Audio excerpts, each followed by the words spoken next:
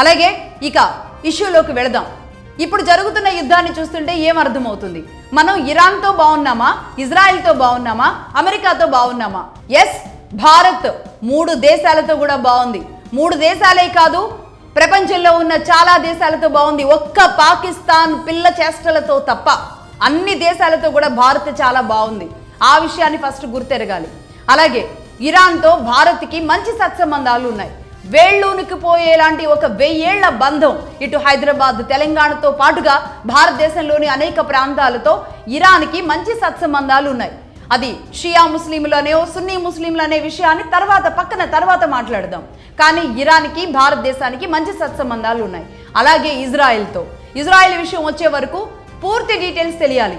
అలాగే ఎర్ర journalism part 4లో ఇజ్రాయెల్తో మన సత్సంబంధాలు ఎలా ఉంటాయి అన్న విషయాన్ని నేను ఆనాడు చెప్పాను.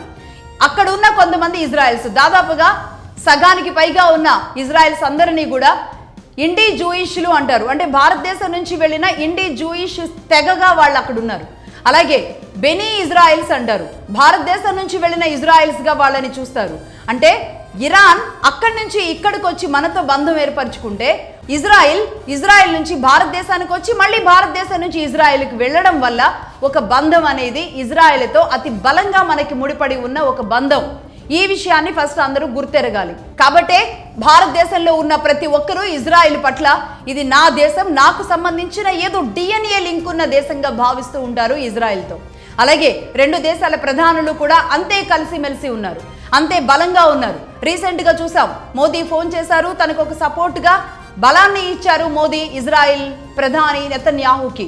అలాగే నెతన్యాహు కూడా the great friend Modi, PM Modi అంటూ కూడా ఆయన ట్వీట్ చేసి ఆయన కూడా తెలియజేశారు. అంటే ఇజ్రాయెల్ భారత్ బంధం ఒక్క మాటలోనే, ఒక్క రోజులోనే వాళ్ళిద్దరూ చెప్పేశారు మొత్తం ప్రపంచానికి.